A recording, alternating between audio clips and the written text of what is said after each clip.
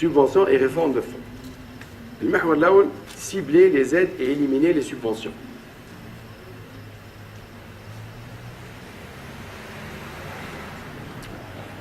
نقطة هنا مهمة هي النقطة هذه اللي قبل الأخرى. N'oublions pas l'injustice. Contrairement à ce qu'elles prétendent faire, les subventions profitent plus aux favorisés qu'aux nécessiteux. الناس اللي يتمتعوا بالدعم هما الناس اللي المستوى الدخل نتاعهم مرتفع واللي الاستهلاك نتاعهم مرتفع ولذا هما يستهلكوا نسبة وكمية أكبر من المواد المدعمة ولذا هما يتمتعوا بالدعم أكثر حقيقة من المحتاجين. فهنا وصلنا إلى نتيجة أنه الناس اللي كانوا المفروض باش يتمتعوا حقيقة ويستنفعوا من الدعم ما عادش هما اللي يستنفعوا منه بل الناس اللي هما حقيقة كان المفروض باش ناخذوا من عندهم باش نعاونوا الناس اللي يستحقوا الدعم. يعني سي ان سيستيم بيرفير. هذا النظام يعني حقيقة كيفاش بيرفير نقولوا نعم شاب فهمت؟ هذا قاعد يعمل عكس اللي كان هاي شاذ كما قال الأخ يعني. قاعد يعمل عكس اللي كان المفروض يعمل. حاجة أخرى على الدعم ما نحكيوش هنا إلا على دعم المواد الأساسية والمحروقات وغيره باش بعدين ندخلوا في الجزئية تاعها. نحب نقولوا حاجة أخرى. Les subventions, aussi bien celles des investissements que celles des facteurs de production, représentent une formule douteuse de développement. هذه نقطة غير واضحة ويعني مجردة شوية. سي ان بوان اسي ابستري لكن في الكتاب أنا نتعرض لها بإسهاب يعني نحكي عليها. نقطة هي معقدة شوية لكن هذه النتيجة من نتاعها في الكتاب يعني أنا نتعرض لها بتحليل وتعليل وممكن تكون يعني أظن يعني في متناول أي إنسان اللي مهتم بالموضوع مش لازم باش يكون متخصص. لكن خلينا ناخذ النقطة الأساسية أنه الدعم ما هوش حقيقة فعال ومجدي مش في المواد الأساسية فقط بل حتى في الاستثمار وفي الإنتاج. وهو ما هوش يعني وصفة فعالة وناجحة للنمو والتطور. Les bienfaits des subventions sont douteux, mais leurs coûts certains.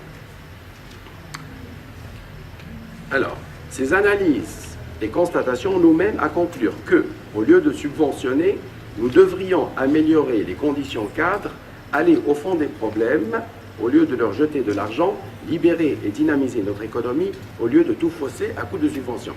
في عوض ندعموا ونعطيوا تشجيعات للاستثمار لازم نحسنوا الإطار العام للعمل والاستثمار والإنتاج. En quoi consistent les subventions? فاش تتمثل الدعم هذا؟ هنا بعض الأرقام. المبلغ الإجمالي في العمود الثاني. في العمود الثالث عندنا المبلغ الفردي يعني قداش المبلغ على كل تونسي.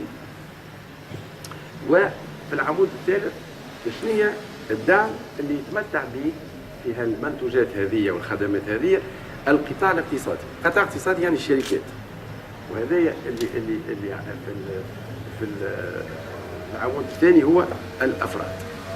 Ce qui est intéressant اولا عندنا les produits de base, carburant, etc. Donc ce qui est intéressant à relever c'est le suivant.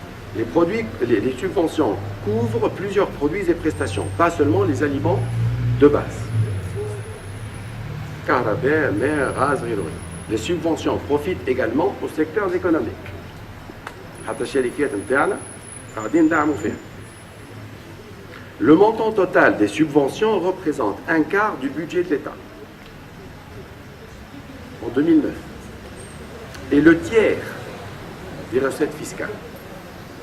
ثلث مداخيل الدولة يمشيو للدعم. Les subventions sont réparties à raison de 2 tiers pour les consommateurs et 1 tiers pour l'économie. Le total des subventions par personne, calculé d'une manière large, est de 298 dinars, périmètre dinars, soit environ 6% du revenu moyen par habitant. Le revenu moyen par habitant, يعني الدخل المعدل الفردي.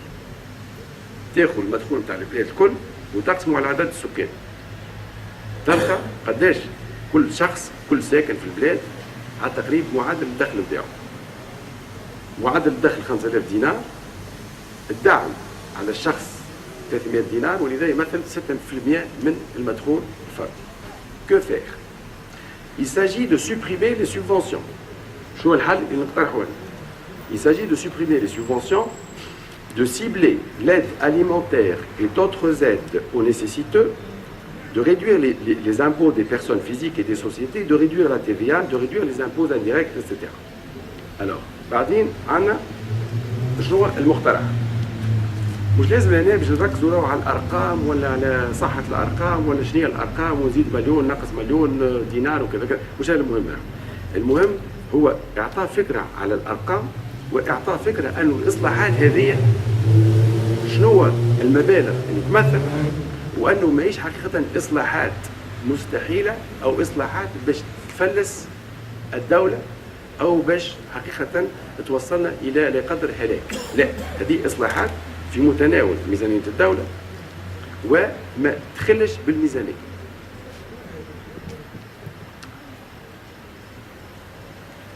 دونك هذه مختلف انواع الضرائب وما هو مقترح تخفيض. نقطة لهنا، تخفيض في الأداء على المداخيل إلى نسبة 25% على كل مستويات الدخل. المداخيل أيضا مرابيح الشركات واللي تخضع إلى ضريبة 25% عوض 30 و 35%، وتخفيض في الأداء على القيمة المضافة الTVA من 18 إلى 12%.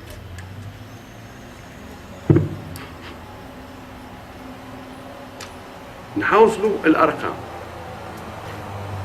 Le total de la réduction des impôts et taxes est de 2 milliards 484 millions de dinars.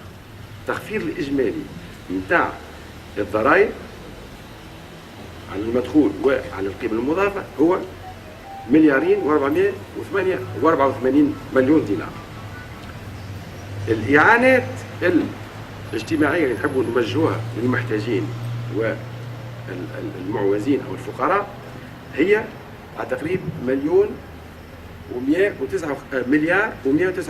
مليون دينار. Donc, le total de réduction impôts et taxes plus aide sociale est de 3 milliards 644 millions de dinars. مجموع الدعم في البلاد اليوم 3 مليار 834 مليون دينار، على تقريب 4 مليارات. التخفيض اللي نحكيو عليه احنا 3 مليارات و600 او 3 مليارات و800. فالتخفيض والإعانة الاجتماعية هو أقل من مبلغ الدعم. معناها مش باش يخل بميزانية الدولة، اللي باش نحيوها دعم باش نخفضوه أيضا في الأداءات ونحولوه إلى إعانة اجتماعية.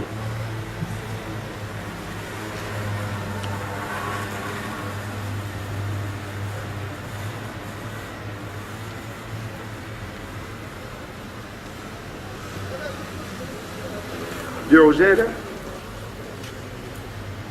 تغيير النظام الجبائي على المداخيل التأثير متاعه أنه هذا ترتيب الدعم التوانسة حسب مستوى المدخول متاعهم، يعني نحطوهم في طبقات من فوق أقل مستوى مدخول إلى من تحت أعلى مستوى مدخول. 10% اللي هما أقل مداخيل في البلاد. التخفيض في الأداءات يكون 100%، يعني هما الناس ما عادش يخلصوا أداء على المداخيل. 10% اللي بعدهم نفس الشيء، ما عادش يخلصوا أداء على المداخيل. 20% اللي بعدهم النصف نتاعهم، يعني 10% على تقريبا اليوم ما عادش يخلصوا أداء على المداخيل، و10% الآخرين يوليو يخلصوا شيء ضئيل.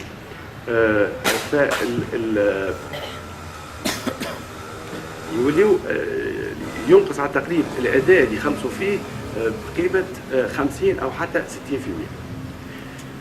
63% de la réduction totale des impôts sur les revenus va aux classes de revenus entre les niveaux 21 et 80%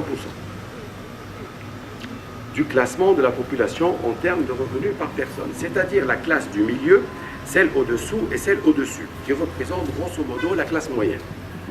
Donc, le gros de la réduction profite à la classe moyenne. 63% من تخفيض الضرائب اللي نحكيو عليه هنا يمشي للطبقة المتوسطة وحتى الطبقة اللي تحتها والطبقة اللي فوقها. يعني حقيقة 60% من التوانسة اللي هما يمثلوا يعني أكثر طبقة والطبقة المتوسطة بالذات. 30 من تخفيض الضرائب يمشي للطبقة هذه، لأنه كما نوري أنا في الكتاب في بقعة أخرى اللي يحمل العبء نتاع الضرائب في بلادنا وفي اغلب البلدان ايضا هي الطبقه المتوسطه، ولذا اللي يحب حقيقه يعمل اصلاح ضرائب ينفع الشعب لازم يعمل اصلاح ضرائب اللي ينفع بالاخص الطبقه المتوسطه. مش كما اليوم في امريكا الاصلاح نتاع الضرائب معمول باش ينفع الطبقه العليا. احنا ما نمشيوش في المنطق هذا، نحاول نمشيو في المنطق المعاكس. الناس اللي تحمل في العبء واللي هي عندها اقل قدره لحمل العبء لازم نخفوا عليها العبء. La classe des 20% les moins riches reçoit 11,35% de la réduction totale de l'impôt sur les personnes physiques, alors que son revenu ne représente que 5,6% du revenu total. نسبة المدخول نتاعهم من المدخول العام 5.6%، لكن نسبة التخفيض هي أكثر من ضعف نسبة المدخول نتاعهم. Uniquement 25% de la réduction totale des impôts va aux 20% les plus riches. ال 20% اللي هما أكثر أعلى مستوى المدخول يتحصلوا على 25% من التخفيض الجبائي. نعاود نقول التخفيض الجبائي هذايا حقيقة ماهوش معناه تخفيض جبائي ولا مازلة لإعطاء امتيازات لطبقة معينة بالأخص الطبقة العليا، بل هو تخفيض جبائي اللي خرج 30% أو 35% من التوانسة المحتاجين من منظومة جبائية تماما، هذوما ناس ما عادش يخلصوا معناها ضرائب، ويعطي نسبة 25% فقط للطبقات العليا. Nous sommes en présence donc d'une réforme fiscale qui profite à la classe moyenne et à la classe défavorisée, qui augmente leur pouvoir d'achat et leur niveau de vie, qui améliore la répartition des revenus, qui réduit l'injustice sociale des impôts et qui améliore le climat et les relations sociales.